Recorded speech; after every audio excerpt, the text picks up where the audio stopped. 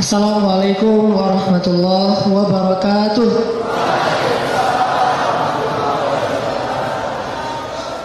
Alhamdulillahirabbil alamin. Alhamdulillahilladzi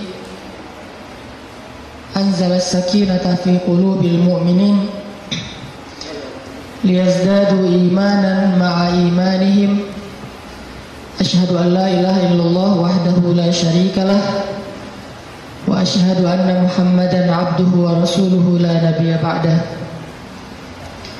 Allahumma salli wa sallim wa barik ala sayyidina Muhammad wa ala alihi wa sahbihi wa man tabi'ahu ila yaumil qiyamah. Radina billahi rabba wa bi Muhammadin nabiyya wa bil islam dina. Rabbi syrah li sadri wa yassir li amri wahlul 'uqdatam min lisani yafqahu qawli. Sehat teman-teman semuanya? Alhamdulillah. Kapan insyaallah? Akad maksudnya? Boleh saya tanya dulu, siapa yang baru nikah?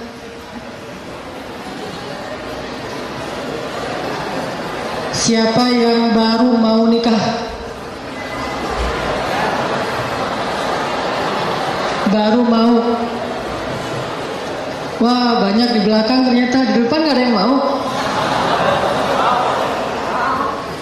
Siapa yang udah lama pengen nikah?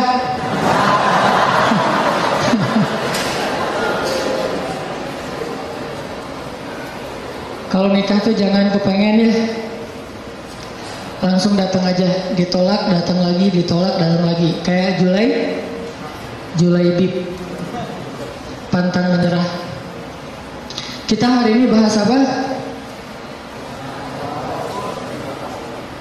Jangan salah fokus.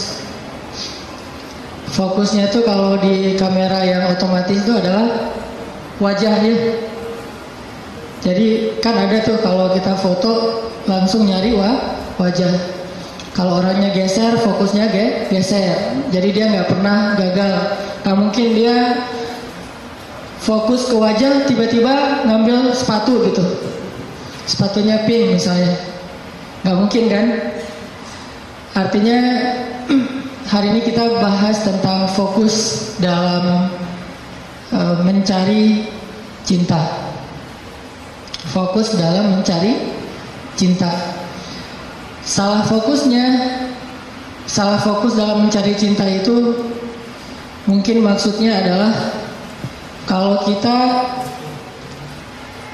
mencari cinta itu mungkin buat mencari kesenangan dunia saja. Coba kita belajar mencari cinta itu untuk ngedapatin akhirat. Menurut saya itu lebih true love, lebih endless love. Kenapa? Karena cinta yang paling endless itu adalah cinta yang dibawa sampai ke akhirat. Jadi cinta di dunia dan di akhirat. Tapi sebelum kita menemukan cinta-cinta apapun dalam hidup kita, coba kita belajar ngedapetin cinta Allah Subhanahu wa ta'ala. Karena Allah lah yang pemilik segala cinta. Kalau Allah udah cinta kepada hambanya, maka Allah Subhanahu wa ta'ala akan menitipkan rasa cinta di dalam hati semua hambanya untuk orang yang dia cintai. Kalau Allah cinta sama kita, Allah akan titipkan rasa cinta kepada semua makhluk agar mencintai kita. Tapi kalau Allah nggak cinta kepada seseorang, Allah cabut rasa cinta dari semua makhluk, sehingga nggak ada yang mencintai kita kecuali karena hawa nafsu. Jadi kalau kita pengen ngedapetin cinta sejati, cintailah dulu dan raih pula cinta pemilik hati, yaitu Allah Subhanahu wa ta'ala. Jadi hari ini kita akan coba bahas tentang jangan salah fokus dalam mencari cinta. Oke, saya akan angkat kisah cinta Nabi Musa alaihissalam. Ada di surat apa teman-teman? Kisah cinta Nabi Musa. Nabi Musa pernah jatuh cinta? Pernah, kepada istrinya. Tahu nggak cerita Nabi Musa ketika pertama ketemu sama pasangannya, sama istrinya? Pernah baca kisah itu? Coba buka surat Al-Qasas, surat 28. Itu kisah cinta Nabi Musa alaihissalam. Surat Al-Qasas,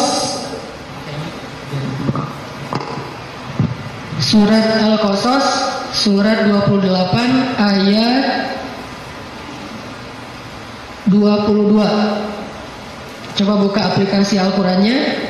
Surat Al-Qasas, surat 28 ayat 22. Saya akan baca dari ayat 22 sampai ayat 28.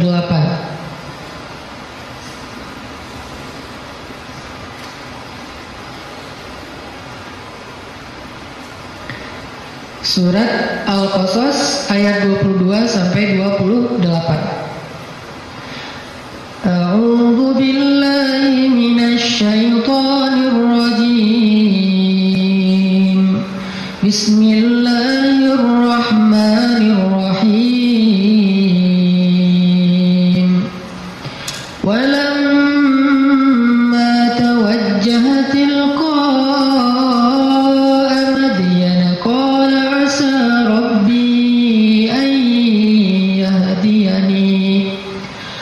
'Asa rabbi an yahdiyani sawa'as sabil. Walamma warada ma'a Madyan wajada 'alayhi ummatan minan nasi yasqun. Wa wajada min dunihim imra'atayn tazudan. Qala ma khatabukuma? Qalata la nasqi hatta yusdira ar-ri'a wa abuna shaykhun kabir.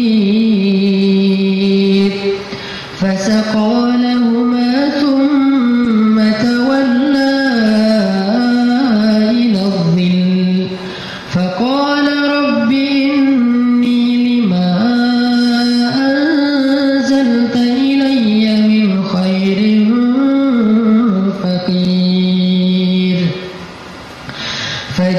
فجاءته إحداهما تمشي على استحياء قالت إن أبي يدعوك ليجزيك أجر ما سقيت لنا. فلما جاءه وقص عليه القصص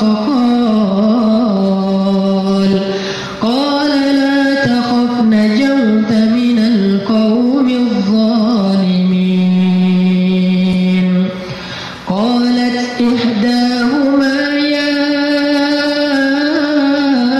أبت استأجره إن خير من استأجرت القوي الأمين.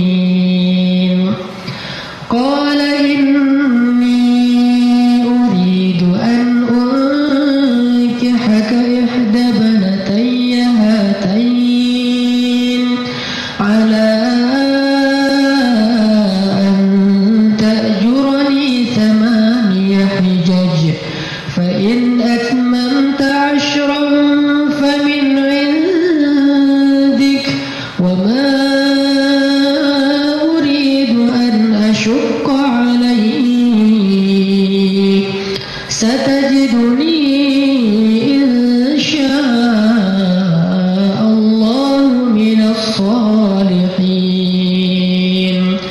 قال ذلك بيني وبينك أيما الأجلين قضيت فلا عدوان علي والله على ما نقول وكيل.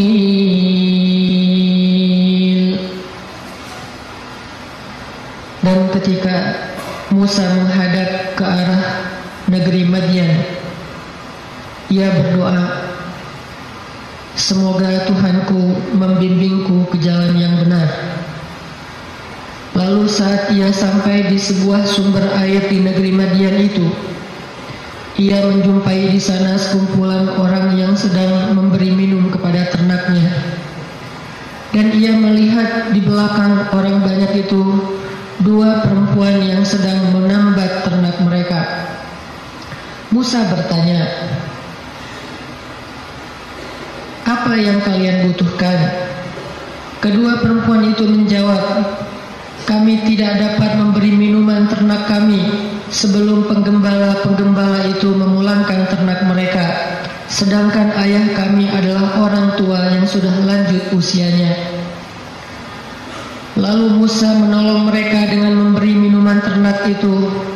Kemudian dia kembali ke tempat teduh lalu berdoa, ya Tuhanku, sesungguhnya aku sangat membutuhkan suatu kebaikan yang turun darimu kepadaku.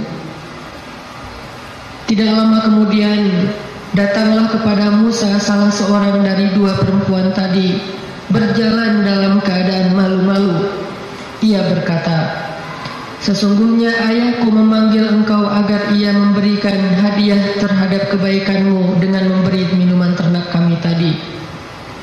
Maka tatkala Musa bertemu dengan ayah perempuan itu dan menceritakan kepadanya cerita tentang dirinya, laki-laki itu berkata, janganlah kamu khawatir, kamu telah selamat dari orang-orang yang zalim itu atau Fir'aun. Lalu salah seorang dari kedua perempuan itu berkata, wahai ayahku, ambillah ia sebagai pekerja kepada kita. Sesungguhnya orang yang paling baik yang engkau ambil sebagai pekerja adalah orang yang kuat lagi dapat dipercaya. Berkatalah laki-laki itu, sesungguhnya aku ingin menikahkan kamu dengan salah seorang dari putriku, dengan dasar bahwa kamu bekerja kepadaku selama 8 tahun. Dan jika kamu cukupkan 10 tahun, maka itu adalah satu kebaikan darimu. Maka aku tidak hendak memberati kamu, dan kamu insya Allah akan mendapatiku termasuk orang-orang yang baik. Musa berkata, baiklah, itulah perjanjian antara aku dengan engkau. Yang mana saja dari kedua waktu yang ditentukan itu aku sempurnakan, maka tidak ada tuntutan tambahan atas diriku lagi, dan Allah adalah saksi atas apa yang kita ucapkan. Shadaqallahul azim. Teman-teman yang dirahmati Allah Subhanahu wa taala, itulah kisah, salah satu penggalan kisah dari kisah Nabi Musa yang sangat panjang di dalam Al-Quran. Nanti kita bisa melihat bagaimana Nabi Musa tetap fokus kepada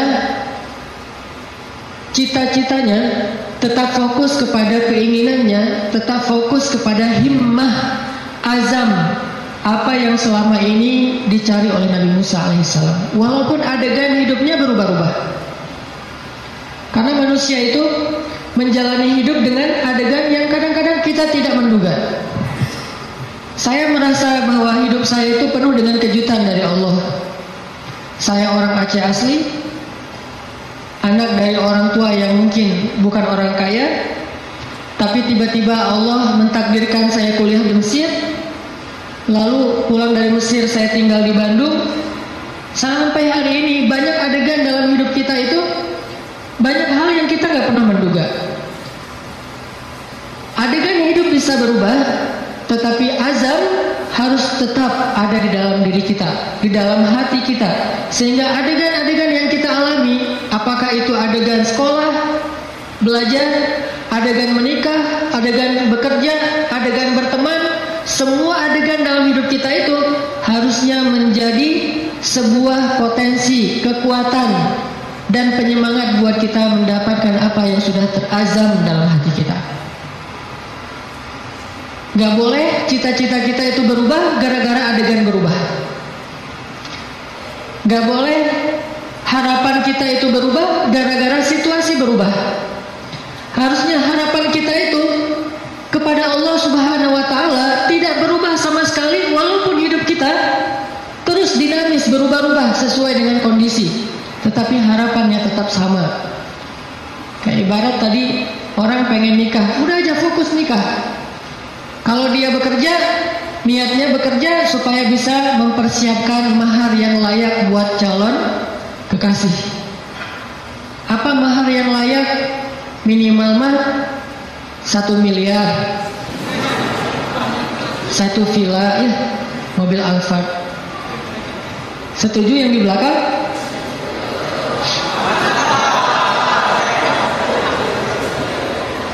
Kalau nggak sampai segitu pun minimal 1 motor, rumah kontrakan, sama pendapatan yang cukup untuk kita berdua. Yang saya sebut dengan cukup, kadang-kadang cukup itu lebih baik daripada lebih loh. Benar nggak? Cukup lebih baik daripada lebih. Kalau kita lebih, kita akan beli piring 2, gelas 2, tempat tidur 2. Nggak seru kan? Justru karena cukup, kita beli piring 1, makan sepiring berdua. Gelas 1, minum segelas berdua. Jadi nggak ada cerita gelas papa, gelas mama. Yang ada adalah gelas kita. Kan suka ada tuh di rumah-rumah gelas papa, gelas mama kan ya. Beli di supermarket ditulis jelas itu. Ini punya siapa, ini punya siapa, udah di tag masing-masing. Kalau mama salah ngambil gelas papa dipakai sama mama, nanti diminta tukar. Mah, itu gelasnya papa. Oh ya, maaf pak, salah, balik. Akhirnya mamanya minum kopi, papanya minum teh misalnya. Kebalik kan? Harusnya gelas itu 1 berdua. Tolong yang mau nikah ya, di rumah siapkan hanya 1 gelas. Sisanya dikotakin aja, kalau ada tamu baru dikeluarin. Yang kita pakai sehari-hari hanya 1 gelas. Itu cinta yang nyunah.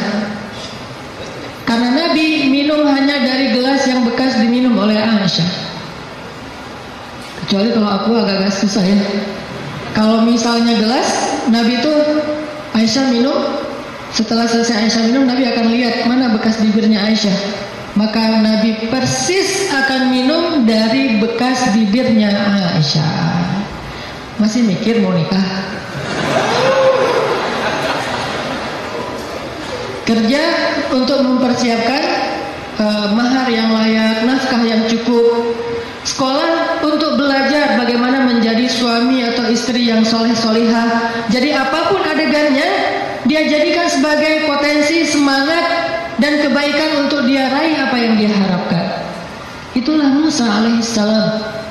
Dia punya sebuah azam, dia punya sebuah cita-cita, ingin membebaskan Bani Israel dari perbudakannya Fir'aun, ingin melakukan revolusi di negeri Mesir, ingin mengajarkan kepada Bani Israel la ilaha illallah, ingin mengajarkan kepada Bani Israel agama Yahudi.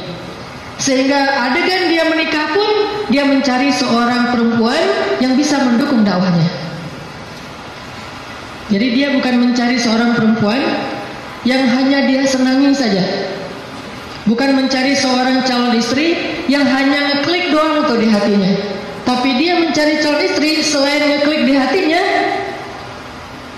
calon istri ini juga bisa melengkapi dia, menyempurnakan dia, dan menolong dia dalam segala urusan dakwah di jalan Allah Subhanahu wa Ta'ala. Ini namanya fokus. Jadi salah satu yang ditanya itu adalah mungkin di antara CV yang perlu diketahui, siap nggak kalau ternyata suaminya ini aktivis dakwah? Siap nggak kalau suaminya ini misalnya harus aktif berdakwah, kadang-kadang berkorban dengan harta keluarga untuk kepentingan dakwah? Seperti Rasulullah SAW berdakwah didukung oleh Khadijah. Sungguh kalau tidak ada Khadijah, kayaknya dakwah Nabi itu juga bakalan banyak sekali masalah. Untung Allah Subhanahu wa Ta'ala memberikan pendukung pertama buat Rasulullah, justru justru yang berasal dari rumahnya sendiri, kekasih sejatinya Rasulullah, yaitu Khadijah. Sehingga ketika Nabi berdakwah, yang mendukung dakwahnya Nabi itu justru Khadijah. Bayangin kalau Nabi berdakwah, justru yang memusuhi dakwah Nabi adalah istrinya sendiri, itu berat banget. Kayak Nabi Lut dan Nabi Nuh alaihissalam. Itu yang paling berat. Makanya kalau kita tadi baca di dalam surat Al-Qasas, kisah dakwah, kisah cintanya Nabi Musa alaihissalam dimulai dari kalimat yang ada di ayat 22, Asa Rabbi ayyahdiyani sawa as-sabil. Semoga Tuhanku akan membimbingku ke jalan yang lurus. Artinya Nabi Musa itu berserah diri kepada Allah. Ya Allah, kalau Engkau pertemukan saya kepada seorang calon istri saya, pertemukanlah dengan seorang perempuan yang membuat saya tetap di jalan-Mu. Kalau Engkau memberi saya pekerjaan dan rezeki, berilah saya pekerjaan yang membuat saya tetap di jalan-Mu. Kalau Engkau memberikan saya teman dan sahabat, berikanlah saya sahabat dan teman yang membuat saya tetap di jalan-Mu. Intinya sawa asbil, ihdinas siratal mustaqim. Itu fokusnya Nabi Musa. Gak pengen gara-gara cinta akhirnya keluar dari sawa as-sabil. Gara-gara perasaan akhirnya keluar dari siratal mustaqim. Ini fokusnya Nabi Musa. Cinta anugerah dari Allah, tapi jangan sampai anugerah itu menjauhkan kita justru dari pemberinya. Ini fokus Nabi Musa. Asa Rabbi ayyahdiyani sawa as-sabil. Jadi kalau saya nanti ketemu keluarga baru, mudah-mudahan keluarga itu keluarga yang bisa membantu saya untuk terus berada di sawa as-sabil. Kalau saya ketemu calon suami, mudah-mudahan suami itu yang membimbing saya, waj'alna lil muttaqina imama, membimbing saya tetap di sawa as-sabil, di jalan yang Allah ridhoi. Ini fokus. Dan kalau kita fokus di sawa as-sabil, gak usah khawatir, Allah punya banyak rencana baik untuk kita. Wa yamkurun wa yamkurullah, wallahu khairul makirin. Siapapun boleh punya rencana untuk menghalangi kita, tapi Allah adalah sebaik-baik pembuat rencana. Udah ikutin aja sawa as-sabil. Fokus di jalan yang lurus. Sawa itu bahasa lainnya istiwa. Atau dalam bahasa Arab kadang-kadang orang Arab suka nyebut dengan istilah khatul istiwa. Terus jadi bahasa Indonesia katulistiwa. Itu bahasa Arab. Katulistiwa itu dari kalimat khatul istiwa. Khat artinya garis, istiwa artinya lurus, garis lurus. Katulis, karena kita nggak bisa bilang kha jadinya ka. Khadijah jadinya Khadijah. Sama kayak misalnya orang Sunda nggak bisa bilang ain jadinya e. Ketika Nabi SAW manggil Aisyah, panggilan Aisyah siapa? Aish. Sampai di Sunda jadinya Eis. Itu bahasa Arab. Aish jadinya Eis. Jadi Eis itu aslinya Eisah. Aisyah. Tetaplah di sawa as-sabil, tetaplah di jalan Allah yang lurus. Nggak usah berbelok, nggak usah keluar dari garis itu. Kalau udah terlanjur keluar, buru-buru balik. Karena Allah cuma memberikan jaminan kebaikan bagi orang yang tetap berada di sawa as-sabil. Kalau dia keluar dari situ, Allah sudah tidak menjamin apapun. Kalau kita pengen hidup kita dijamin sama Allah, nggak bakalan kecewa, dikasih banyak kejutan, surprise yang luar biasa. Gampang sebetulnya caranya. Tetaplah di sawa as-sabil, gak usah melenceng. Kalau kita udah tetap di sawa as-sabil, tunggu aja, terus berjalan. Di setiap beberapa titik nanti kita akan temukan Allah menyediakan surprise buat kita, sebagaimana Allah sediakan untuk Musa alaihissalam. Sawa as-sabil. Musa berjalan dari Mesir ke Yordania. Yordania waktu itu masih dinamai dengan istilah Madian. Sekarang jadi Yordania. Jalan ke Madian, ke Yordania. Dan Musa tidak punya bekal sama sekali. Musa pelarian dari Mesir gara-gara gak sengaja dorong orang mati kan. Jadi ceritanya di Mesir ada laki-laki Bani Israel bertengkar dengan laki-laki Egyptian, orang asli Mesir. Waktu itu yang salah orang Kipti, sombong dan menghina laki-laki Bani Israel, mencurangi dia, akhirnya protes nih, ribut. Datang Musa, tanya, ada apa ini? Diceritakan masalahnya, akhirnya Musa mengingatkan laki-laki Kipti dengan cara mendorong, kamu jangan gitu, mati. Cuma digituin doang gitu, bayangin Musa. Ini jawara Mesir ya, Musa. Kalau di kita mungkin ada jawara Depok, jawara Bekasi, jawara Betawi kan ya.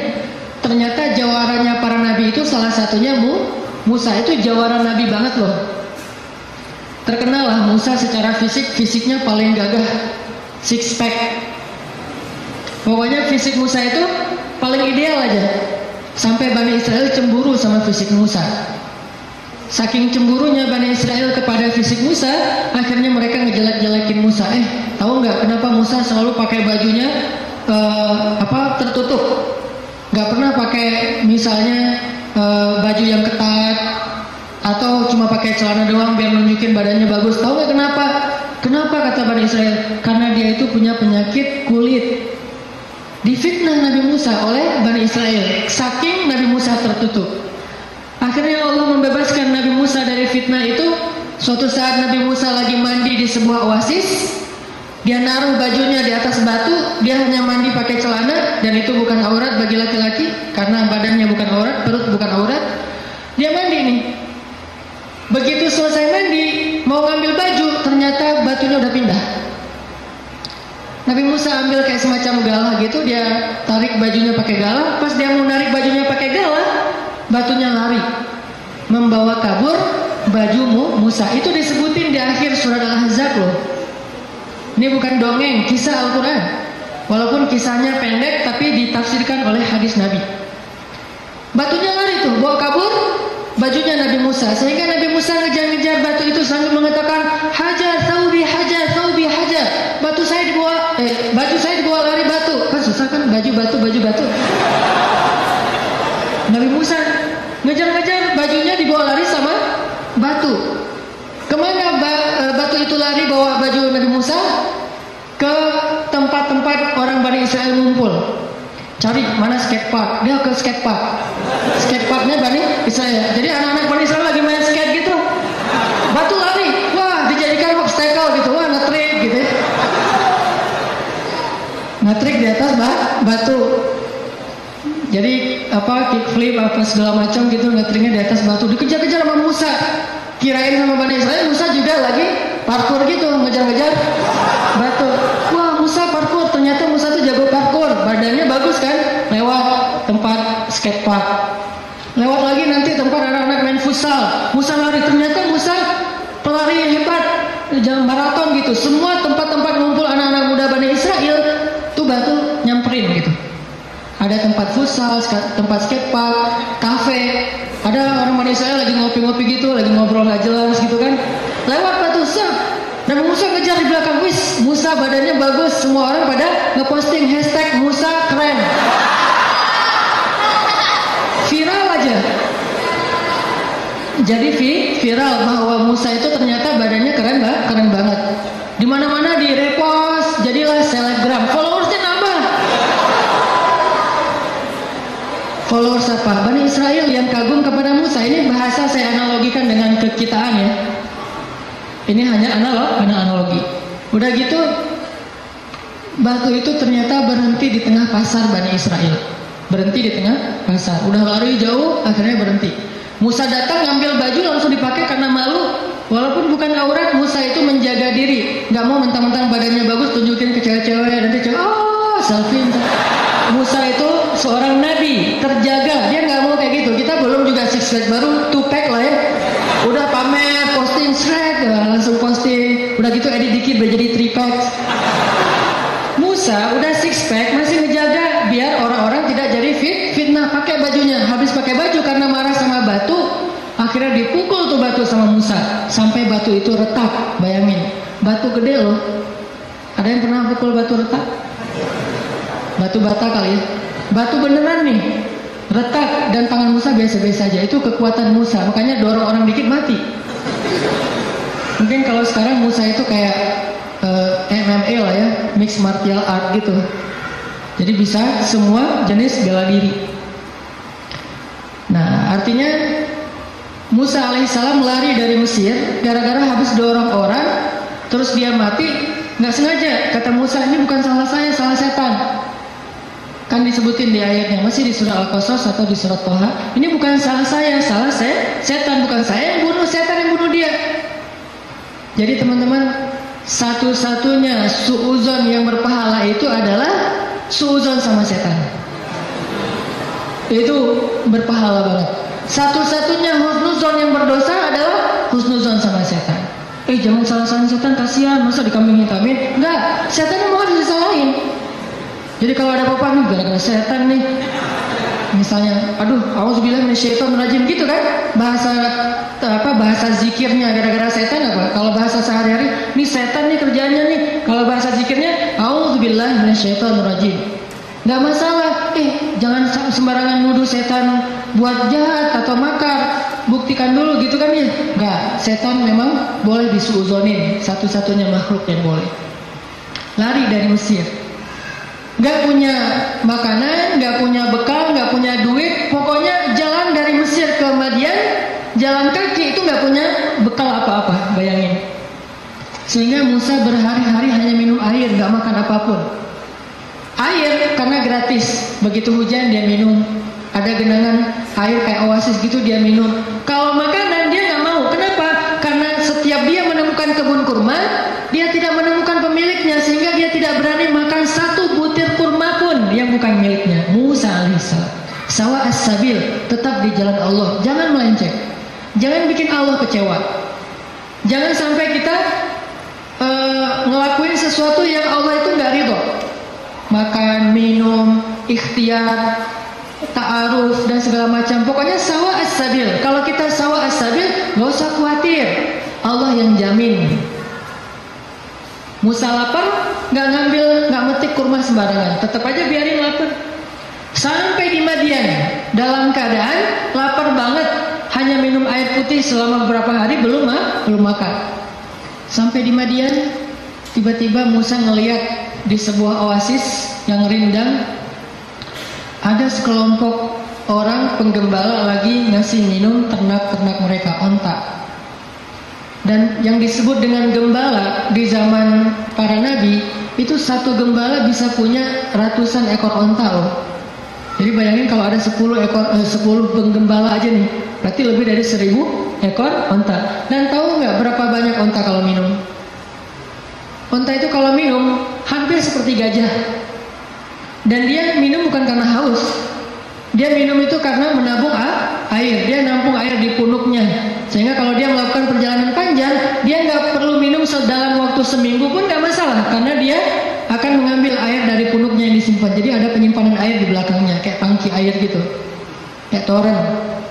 Musa punya onta itu punya toren yang disebut dengan punuk onta. Jadi kalau dia minum bukan hanya karena haus, aduh haus banget minum, udah selesai pergi, enggak, haus banget minum, udah gitu, kok masih minum, nampung dulu di toren, ditaruh di toren. Bayangin satu ekor onta punya satu toren, ada 1000.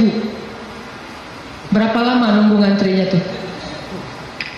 Dah, waktu itu Musa ngelihat di antrian paling belakang ada 2 cewek. Ceweknya solehah, malu-malu di belakang, megang onta. Onta mereka nggak terlalu banyak, mungkin sekitar 10 atau 15 gitu pegang. Tapi paling belakang nungguin sambil berdiri culang-cilang gitu. Ini gimana nih gitu-gitu kan, bingung kan, cewek berdua di antara banyak cowok. Ini ciri-ciri calon istri ideal tuh gitu. Jadi kalau lihat cewek lagi culang-cilang, nah ini calon saya nih. Kemana Neng? Lagi nunggu angkot. Angkot kemana? Angkot ke Bandung. Ke Bandung mah nggak ada angkot dari Depok gitu. Naik kereta atau naik travel. Oh iya, saya nggak pernah ke Bandung. Ya udah saya temenin, jangan gitu ya. Artinya ada ciri-ciri solehah, yaitu orangnya bingung karena malu, bukan bingung karena nggak paham ya, tapi bingung karena malu. Nih gimana nih, serba sering salah tingkahnya gara-gara malu. Kalau ada cowok-cowok, aduh gimana masuknya ya, cowok pada duduk semua di depan masjid, mau masuk ke masjid ada aja di teras banyak cowok, dia calon istri ideal banget tuh. Jadi kalau melihat cewek kebingungan, berdoa pada Allah, ya Allah berikan saya seorang istri yang lagi kebingungan. Cari yang bingung-bingung gitu teh. Karena yang bingung itu pasti rasa malunya besar, kehormatannya luar biasa, menjaga diri. Kalau dia nggak menjaga diri, mungkin nggak akan terlalu kebingungan. Dia akan, walaupun nggak semua yang berani, yang cekatan itu berarti bukan orang soleha, bukan. Cuman salah satu cirinya itu adalah punya rasa istihya, malu-malu. Jadi kalau ngomong Assalamualaikum, Waalaikumsalam, ngomongnya membelakangi gitu ya, itu salah satu ciri-cirinya. Pas ngeposting di Instagram, kita stalking gitu, kita kepoin Instagramnya, ternyata fotonya semuanya foto bunga-bunga, nggak ada foto orangnya. Ada kaktus, ada apa gitu, foto-foto bunga. Kalau ada foto orangnya pun foto KTP, hitam putih pula, segini, kayak orang foto paspornya. Kalau pakai kacamata suruh buka kacamatanya, terus disuruh deketin matanya, melotot lagi, baru difoto, posting di Instagram foto. Kalau gitu berarti beda lagi nih karakternya. Karakter yang istrinya Musa malu-malu di belakang, duduk aja berdua nungguin. Akhirnya karena ngelihat ini perempuan kok ngantri berdua, Musa samperin. Datang Musa nanya, "Ma khatbukuma?" Segitu doang pertanyaannya. Jadi jangan panjang-panjang. Jangan nanya nomor handphone, jangan nanya akun Instagramnya apa, jangan basa-basi segala macam, jangan tiba-tiba pura-pura salah nomor telepon yang nyasar. Nanya aja, "Ma khatbukuma?" Ada apa? Kenapa kayak gini? Kenapa di belakang? Kenapa? Bahasa sederhananya adalah kenapa kalian berdiri saja di sini? Ma khatbukuma? Apa masalah kalian? Kedua perempuan ini terus bilang, kami tuh pengen ngasih minum ternak kami, tapi nggak bisa soalnya laki-laki itu banyak yang nurumunin air dan kami nggak enak kalau mau desak-desakan dengan mereka. Sedangkan ayah kami sudah tua, nggak bisa memberikan minuman ternak. Musa melihat perempuan ini butuh pertolongan, akhirnya Musa ngambil ternaknya. Nggak banyak ngomong. Emang ternaknya namanya siapa? Salah tanya lagi kan nih. Basa-basinya lebay, salah. Udah aja ambil ternaknya, kemudian dibawa oleh Musa, diberi minum. Bayangin Musa yang dalam keadaan capek banget, lapar, perjalanan jauh, masih sanggup memberi minum ternak. Dan dulu cara ngasih minum ternak itu ngambil timba, timbanya itu kayak ember. Kalau di kita ember, kalau orang Arab nyebutnya timba.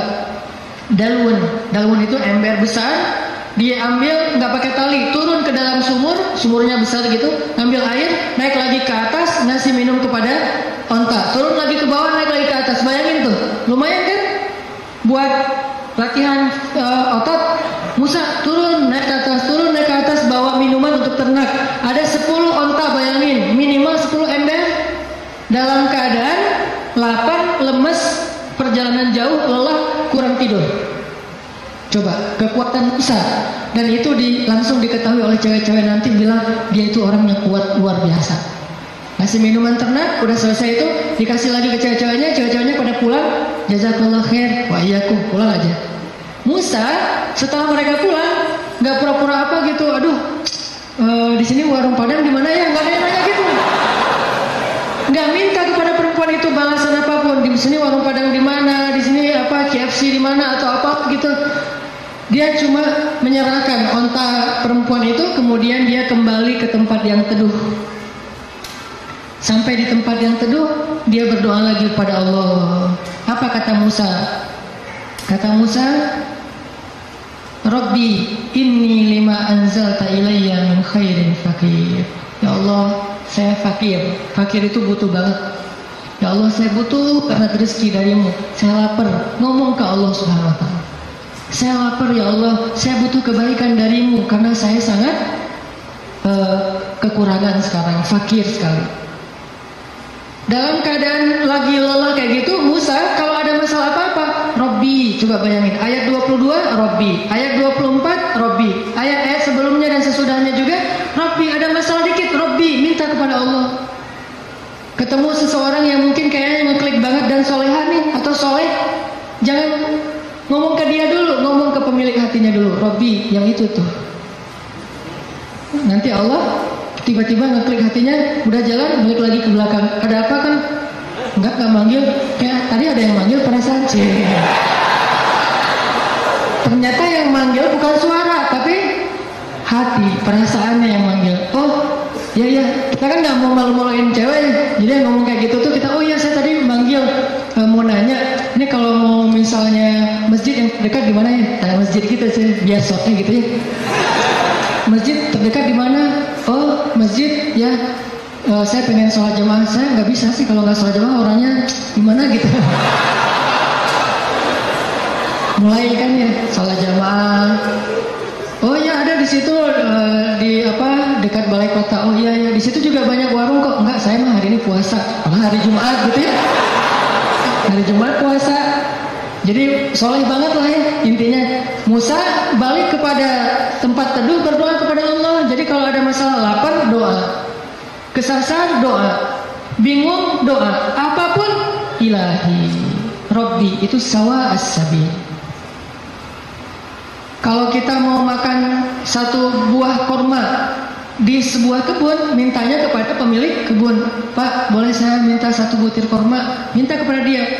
Tapi kalau kita lapar, minta kepada Allah. Allah itu pemilik alam semesta, bukan cuma satu kebun kurma, tetapi langit dan bumi milik Allah. Minta kepada pemiliknya, Robbi.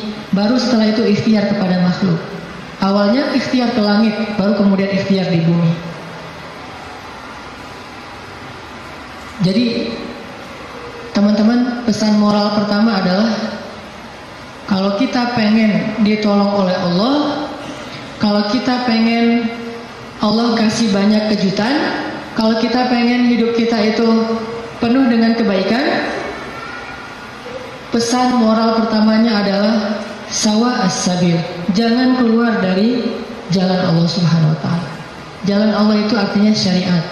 Syariat itu dalam bahasa Arab artinya jalan hidup, the way of life, yaitu Islam. Jangan keluar dari jalan Allah.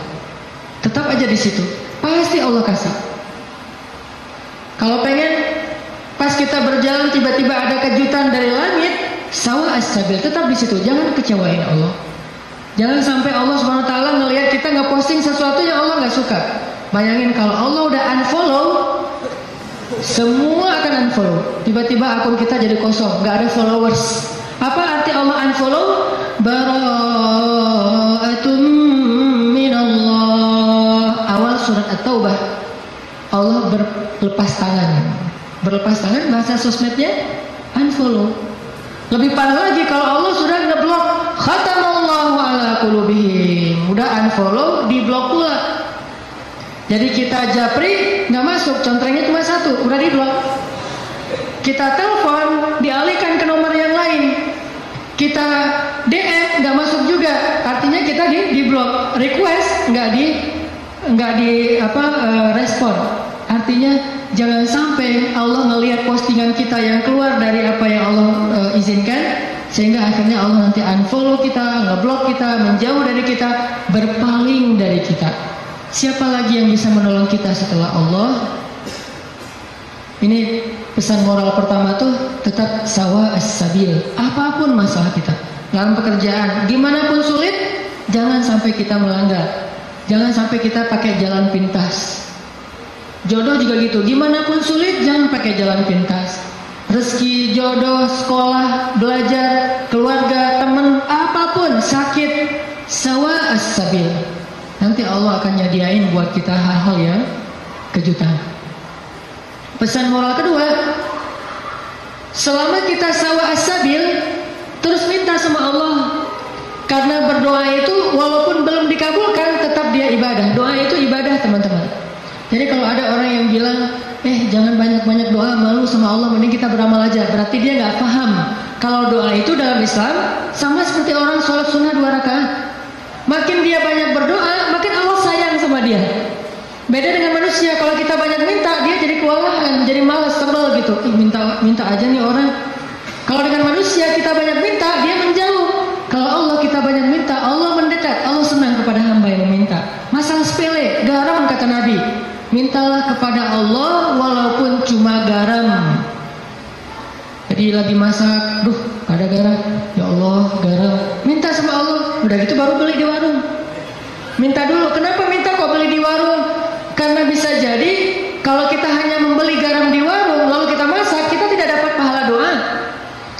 Tapi kalau kita berdoa dulu baru beli garam, kita dapat garam plus pahala doa dan Allah kasih keberkahan di dalam garam itu. Siapa tahu pas lagi datang ke warung beli garam, yang nungguin warung si Neng, bukan emaknya ya. Mau beli garam, oh kenapa masa kurang garam ya? Tadi minta sama Allah, ya udah nih gratis aja deh gitu, bisa. Atau bisa juga, udah besok-besok gak usah masak sendiri, biar saya masakin. Kode keras ya. Tapi nggak mungkin juga kayak gitu. Artinya teman-teman, minta sama Allah. Ada masalah dikit, ya Allah. Coba ini benar-benar jadi kayak habit kita ya. Ya Allah tuh jadi habit. Ya Allah, ya Allah. Dikit-dikit, ya Allah. Dikit-dikit, ya Allah. Dan Allah tuh senang banget digituin. Nggak repot sama sekali. Walaupun Allah itu sibuk, tapi Allah nggak repot. Kulla yawmin huwa fi sya'n, fabi'ayyi ala'i rabbikuma tukadziban. Setiap hari Allah itu sibuk. Arti sibuk memberikan apa yang diminta oleh hamba-hambanya. Sibuk mengurus hambanya. Emang Allah senang kok ngurus kita. Jadi kalau kita minta ke Allah itu Allah kayak, ada apa hambaku senang gitu. Bayangin. Walaupun gak tepat, tapi Allah lebih senang. Walaupun analogi ini gak tepat, tapi kurang lebih bisa kita bayangin. Allah itu lebih senang kepada hambanya yang meminta kepadanya daripada seorang pelayan di sebuah restoran, di sebuah kafe, yang ketika kita minta sesuatu dia tersenyum, dia ada apa Pak, langsung nyatet, langsung dikirim ordernya. Allah lebih senang dari itu. Dan salah satu di antara Nabi yang paling suka berdoa kepada Allah itu siapa teman-teman? Nabi Ibrahim. Allah menyebutkan Ibrahim itu inna Ibrahim la'awwahun halim. Awwahun, awwah itu bukan awwah ya.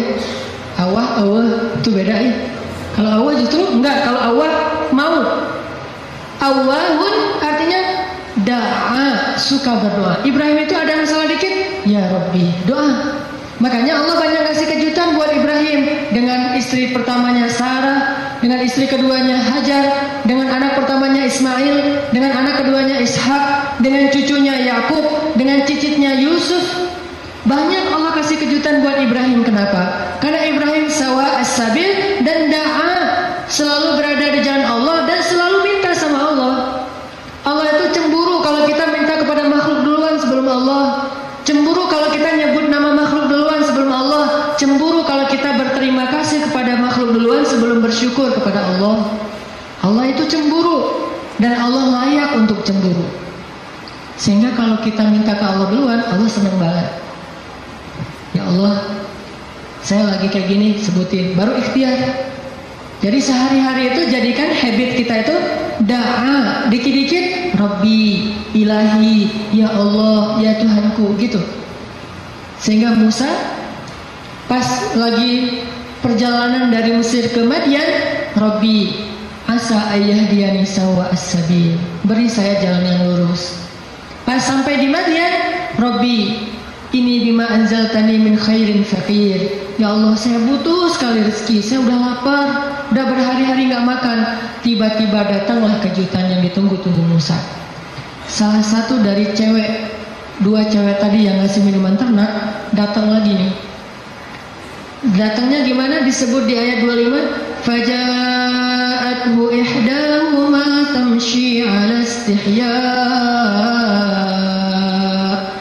Datanglah salah satu dari dua perempuan itu berjalan dalam keadaan malu-malu. Tadi tuh. Sampai dalam Islam ada kode. Kalau cewek ditanya pendapatnya setuju apa enggak dilamar oleh seorang perempuan, maka jawaban ianya seorang perempuan itu adalah diam. Sedangkan laki-laki kalau diam berarti enggak. Kalau perempuan kalau diam berarti ya. Kalau dia oh berarti itu ya husnuzon aja. Jadi kalau nanya Neng gimana, mau sama saya, dia belum sempat mikir, oh berarti mau ya. Kan diam tadi teh. Jadi diam seorang perempuan kata Nabi adalah ridho. Diamnya adalah ridho. Karena kalau dia tidak ridho, dia mungkin akan merespon dengan bahasa-bahasa yang baik.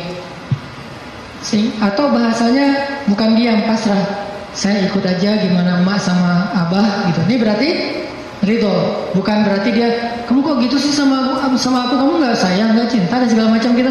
Dia mah nggak akan ngomong kayak gitu. Dia diam atau dia bilang ya udah ikut aja, berarti dia ridho. Itu sifat perempuan yang sebenarnya. Pada dirinya itu ada malu. Dan malu, by the way teman-teman, pada diri perempuan adalah mahkota. Makin besar rasa malunya, makin tinggi nilainya. Makin besar rasa malunya, makin besar mahkota yang dia pakai. Jadilah dia seorang putri. Makin besar, jadilah dia seorang ratu. Mahkotanya perempuan yang solihah adalah istihya, punya sifat malu-malu, nggak pakai in. Malu-malu aja, malu-malu, kemana-mana malu, malu-malu. Itu mahkotanya perempuan. Walaupun bukan berarti ketika yang ada perempuan nggak malu dia berani gitu, nggak punya mahkota, bukan. Ini hanya salah satunya. Dan tetap itu kebaikan. Kalau dia nggak terlalu besar dominan dengan sifat malu, mungkin dia dominan dengan sifat yang lain. Tapi yang jelas sifat malu ini kebaikan. Kata Nabi, kalau tidak punya malu, maka seseorang akan lakukan apa yang dia suka. Berarti malu itu sebagian dari kehormatan. Malu itu sebagian dari harga diri. Sehingga kalau orang udah gak punya sifat malu, maka dia kehilangan harga diri dan kehormatan, dia akan lakukan apapun yang dia suka. Jadi malu anugerah dari Allah untuk perempuan. Aisyah pemalu. Saking pemalunya Aisyah, kalau lagi malu wajahnya kemerah-merahan, pink. Pink dalam bahasa Arab Humaira. Pink itu Humaira. Aisyah itu kalau lagi malu pink wajahnya. Sehingga kalau Nabi melihat wajah Aisyah pink Humaira, Nabi senang melihat Aisyah. Oh, Aisyah lagi malu, Aisyah lagi senang, Aisyah lagi tersipu-sipu, sehingga wajahnya menjadi pink. Aisyah itu seorang perempuan yang sangat pemalu, sama dengan Maryam, sama dengan Khadijah, sama dengan Fatimah, perempuan yang sangat pemalu. Coba teman-teman renungkan kisah gimana pemalunya Aisyah. Pernah ketika Rasulullah SAW sudah wafat, kan Rasulullah itu dimakamkan di dalam rumah Aisyah. Soalnya SOP para nabi, mereka dimakamkan di tempat mereka wafat, nggak boleh dipindahkan. Itu udah jadi SOP-nya para nabi itu. Jadi kalau meninggalnya di sini, ya udah di sini dimakamin, nggak boleh ke pemakaman khusus tempat lain atau pemakaman umum, nggak boleh. Jadi karena Rasulullah wafatnya di atas pangkuan Aisyah di kamarnya, maka kamar itu jadi tempat Rasulullah dimakamkan, makam di situ, dibuat kayak ruangan. Setiap hari Aisyah duduk di situ, dia buka hijabnya, dia duduk di makam Nabi sambil mungkin dia di situ ngobrol, mungkin dia berzikir, bukan sengaja zikir di dalam makam ya, tetapi dia kangen sama Nabi, duduk di sebelah Nabi, seolah-olah dia pengen mengenang waktu dulu sering zikir berdua sama Nabi sambil Nabi tidur di atas pangkuan Aisyah zikir. Bayangin, kalau kita zikir jomblo itu duduk, beda ya zikir jomblo sama zikir orang udah nikah. Kalau jomblo zikirnya duduk, tiba-tiba ngeblak ke belakang gitu ya. Kalau udah nikah, zikirnya nggak perlu ngeblak ke belakang, dia zikirnya sambil berbaring di atas pangkuan kekasihnya. Atau kadang-kadang zikirnya sambil bersandar, jadi punggung dengan punggung, satu menghadap ke utara, satu menghadap ke selatan, sama-sama memberikan punggungnya jadi kayak kursi gitu, bersandar kepada kekasihnya, zikir. Nanti pas sudah beberapa menit lihat, wah kamu 1000, saya baru 200. Ngapain aja kamu kok 200? Ngulang gitu ya, mikirin kamu, jadi zikirnya 200. Berarti yang zikirnya 1000, kamu mikirin apa? Saya ingat Allah. Nah kamu kenapa 200? Saya ingat kamu. Romantis dalam zikir. Artinya Aisyah tuh teringat masa-masa zikir dengan Rasul, sholat sunnah bareng dengan Rasul. Kan saya sering cerita tuh, Rasulullah kalau malam tahajud, beliau sholat tahajud sendiri dulu, nggak ngebangunin Aisyah. Kenapa? Karena tahajud Nabi itu di atas standar manusia biasa. Kalau ngebangunin Aisyah kasihan, nggak akan kuat Aisyah. Ini sayangnya Nabi kepada Aisyah, sampai dalam bab ibadah aja diringankan selama tidak melanggar syariat. Nabi nggak mau ngeberatin Aisyah sholat tahajud bareng dengan Nabi. Aisyah tahajud yuk, hayu kata Aisyah. Satu rakaat Al-Baqarah, Ali Imran, An-Nisa, Al-Maidah, Al-An'am. Siapa yang kuat? Gak usah Aisyah, Abdullah bin Mas'ud aja pernah jadi makmum dadakan di belakang Nabi, itu hampir batal sholatnya. Wah, Nabi lagi sholat tahajud, nggak makmumin udah aja makmumin. Nabi baca Alif Lam Mim, Dzalikal kitabul la raiba fi. Abdullah masih anteng-anteng aja. Lama-lama kok udah setengah juz ya perasaannya. 1 juz, 2 juz, sampai selesai Al-Baqarah. Mulai ini Abdullah curiga nih, masuk lagi Alif Lam Mim, Ali Imran. Masuk lagi Ya Ayyuhan Nas, An-Nisa. Masuk lagi Al-Maidah. Masuk Al-An'am, 7 juz 1 rakaat. 7 juz 1 rakaat.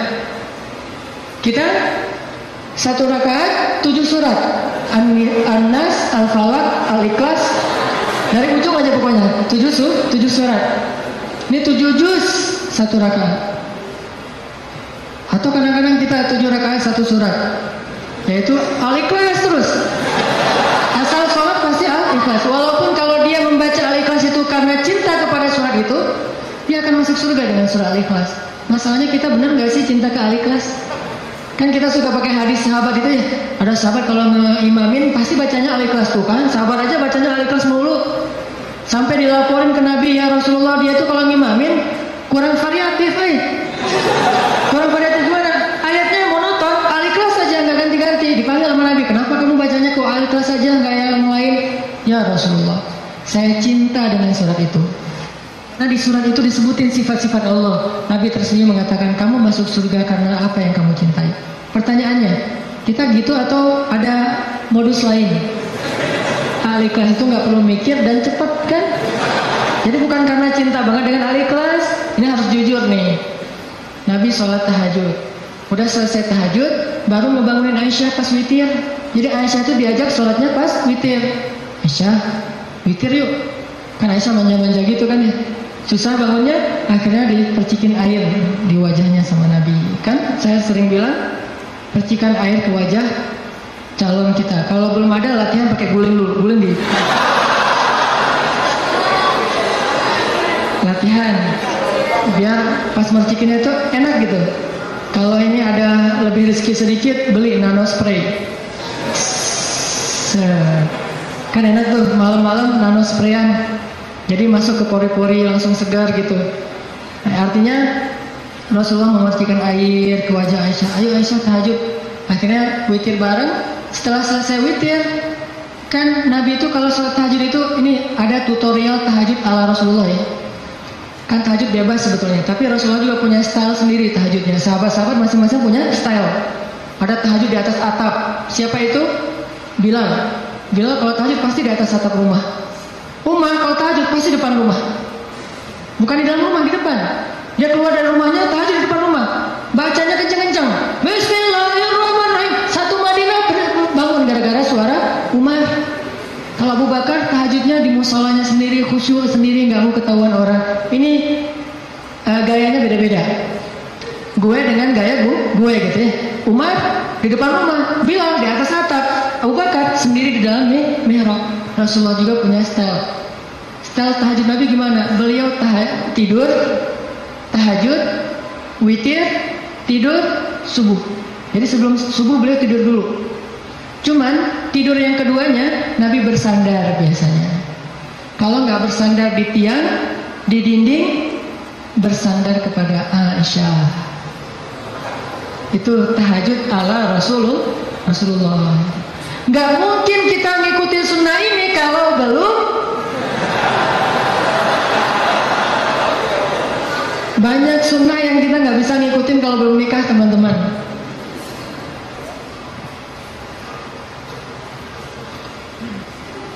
Ya, waktu jam 11.25, sebentar lagi ya, 5 menit aja lagi. Kisah Musa, lanjut ya, dipotong ya.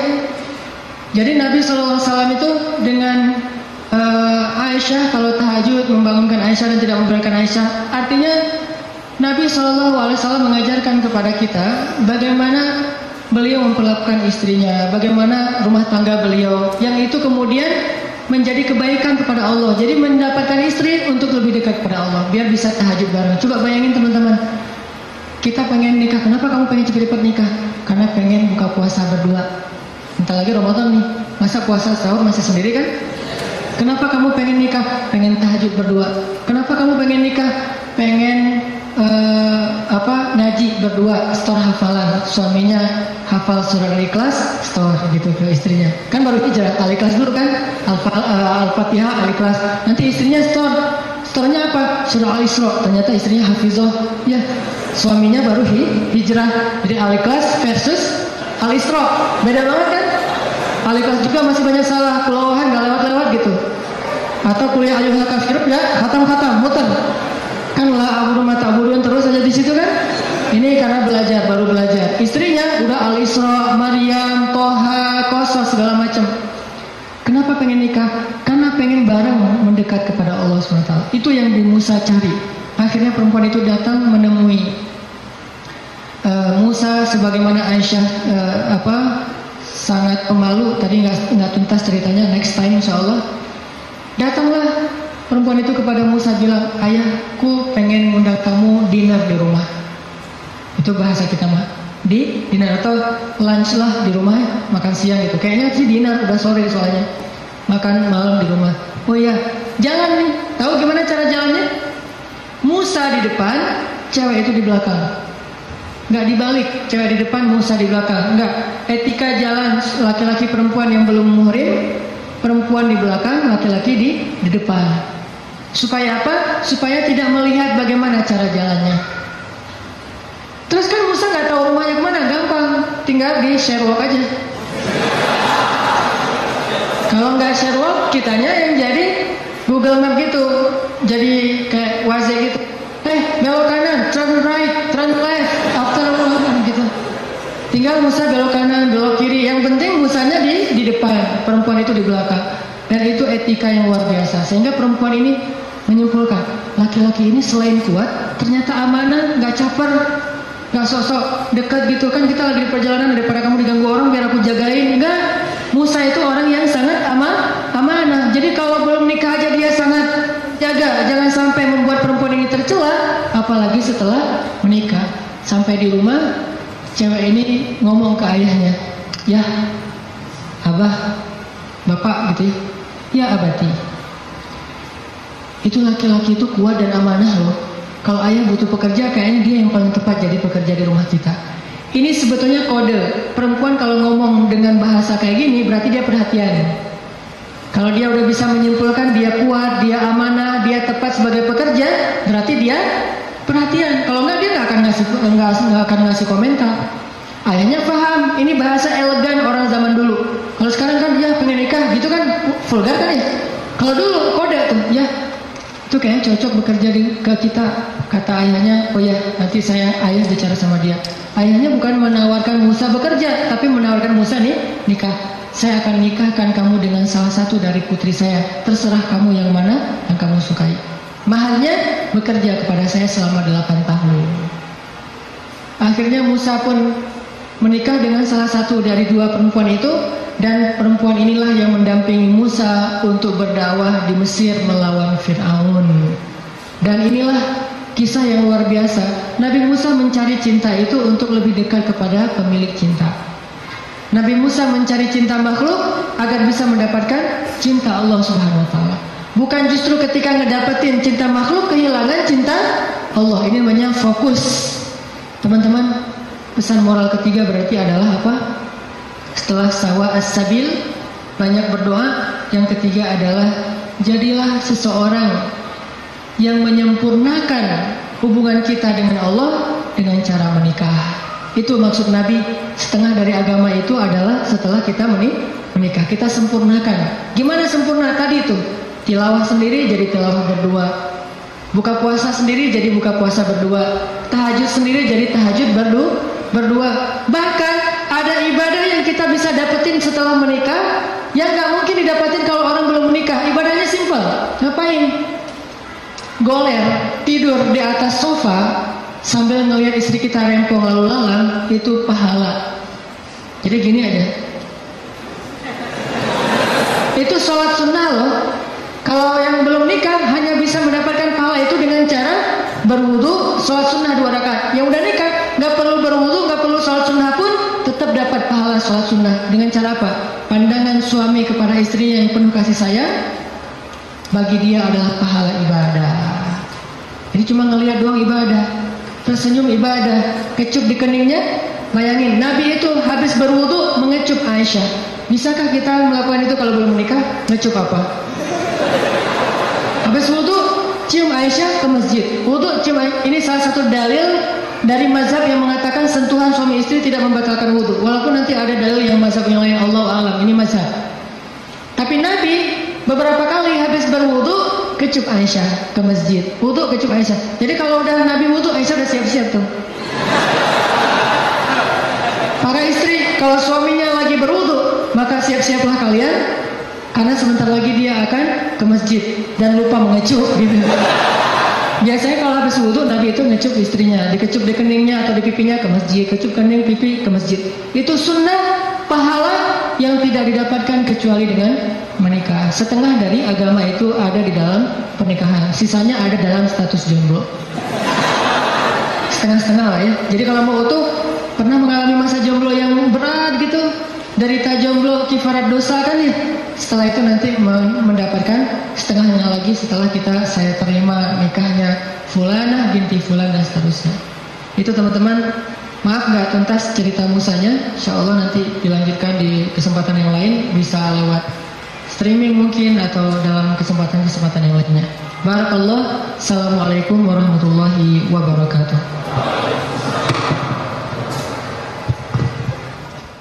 Ya teman-teman, kita tutup dengan doa bersama-sama.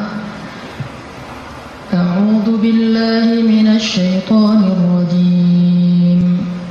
Bismillahirrahmanirrahim. Alhamdulillahi rabbil alamin. Hamdan yuwafi ni'amahu wa yukafi'u mazidah. Ya Rabbana lakal hamdu kama yanbaghi li jalali wajhikal karim wa 'azimi sultanik. Allahumma salli wa sallim wa barik ala sayyidina Muhammad wa ala alihi wa sahbihi ajma'in. Allahumma ighfir lana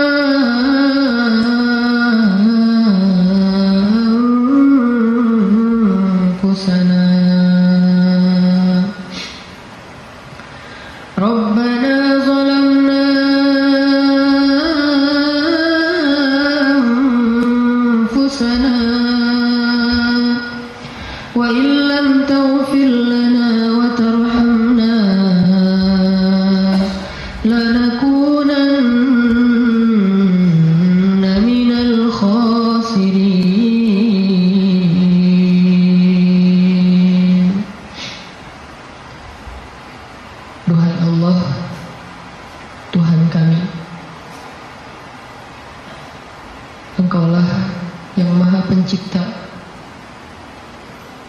Engkaulah yang Maha Kuasa, Engkaulah yang Maha Memelihara. Duhai Allah, pemilik langit dan bumi,